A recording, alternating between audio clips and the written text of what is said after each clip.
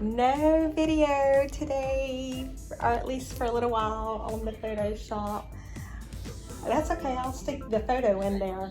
My son decided to take the windshield off of the side-by-side when he was riding it, and he got popped with a yellow jacket, a wasp, a hornet, a something. We have no idea.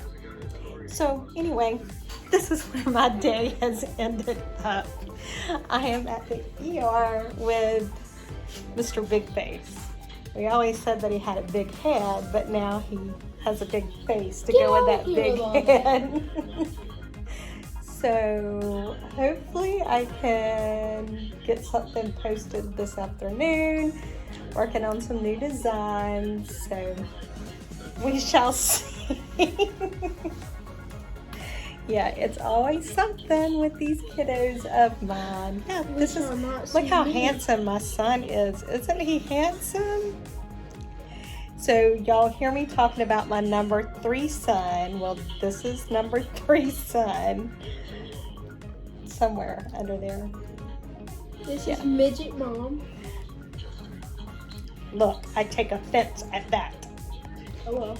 The technical term, or the proper term, is little person. Midget. This is what I deal with, guys. Anyway, just an update. I will be back.